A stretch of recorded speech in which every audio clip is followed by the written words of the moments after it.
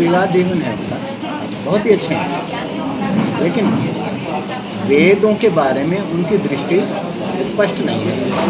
कारण इसका ये है कि जो हमारे हिंदू समाज है इसमें वेद पुराणों को मिला के बोलते हैं, मतलब पुराणों को भी वो वेद में शामिल करके बोलते हैं, जबकि पुराणों में तो अनर्गल बातें हैं, पुराणों में झूठी बातें हैं। अब ये जो संत हैं, संत होने पर भी ये वेद और पुराण को अलग करके नहीं देख पाते, और चूँकि श्रद्धा है इन्हें, वेद में श्रद्धा है, गीता में श्रद्धा है, उपनिषद में श्रद्धा है, और उनके साथ मिल गए हैं पुराण, तो श्रद्धा के कारण उन सभी को आदरणीय मानते हैं। उनमें जो बात कही हुई है वो उसको सत्य मान करके और बोल देते हैं, तो इससे कन्फ्यूज़न में भ्रम पैदा होता है। उस भ्रम को निवारण उसका करने की आवश्यकता है, इसलिए हमने लोगों को बुलाया। उनका जो मामला चल रहा है वो तो चल ही रहा है, लेकिन हम ये चाहते हैं कि जो जनता है, जनता सत्य को जनता अगर ये जान जाए भैया ये सच है और ये झूठ है, तो हम लोग जो कार्य करते हैं हमारा उद्देश्य उससे पूर्ण होगा।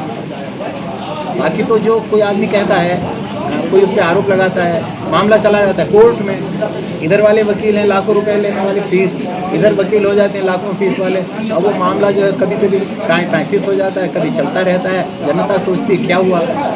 हमारा धर्म, हमारा फर्ज ये है कि जनता को सीधे हम सत्य और असत्य का विवेक करवा के ये बता सकें, देखो भैया ये असत्य है इस कारण से, ये सत्य है इस प्रमाण से, इस कारण से हमने ये प्रेस कॉन्फ्रेंस बुलाई। तो सर जो आप इसका विरोध कर रहे हैं, तो क्या उनकी तरफ से कोई माफीनामा आया या उनकी आपसे कोई वार्ता इस विषय को लेकर हुई है?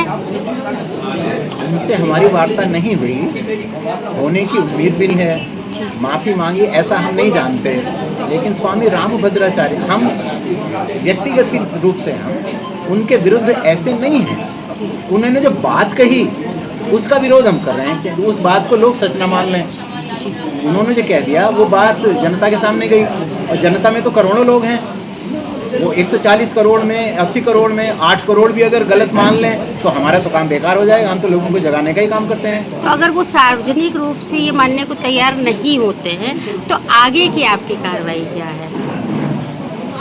देखिए, हम तो ये जैसे प्रेस कॉन्फ्रेंस हमने की, लोगों को हमने बताया, यहाँ 50-60 लोग आए तो वो ये समझ गए कि उनसे चाहे वो स्लिप ऑफ टंग हो गई हो या कभी भूल हो गई है, प्रमाद हो गया, उनके मुंह से तो निकल गया, जो शब्द उनके मुंह से निकले वो सत्य नहीं है। सच्ची बात यह है कि स्वामी दयानंद रामायण और महाभारत को सत्य ग्रंथ मानते हैं। तो जैसे यहाँ 50 लोगों को पता लगा, आप जैसे लोग आ गए, तो मैं ये कहता हूँ कि एकदम से 10,000 लोगों को तो पता लग गया जी, कल को लग जाएगा, 10,000 से ज़्यादा लग जाएगा, ऐसे अलग अलग शहरों में लग जाएगा, तो भी कुल मिला के करोड़ों लोग हो जाएंगे जो ये जाएंगे भैया ये तो उन्होंने गलत कह दिया, और सच तो ये है। और कोई इस बात को साल भर बाद किसी को समझाएगा, कोई 2 साल बाद क्या कोई लीगल नोटिस उनको भेजा गया है अब तक? लीगल नोटिस उनको भेजा गया है, इसकी मुझे सूचना मिली है जी। सुप्रीम कोर्ट के जो वकील हैं विमल वधावन हमारे जी, उन्होंने लीगल नोटिस भेजा है, ऐसी मुझे सूचना मिली है। वैसे तो विद्वानों ने बहुत कुछ कह दिया है।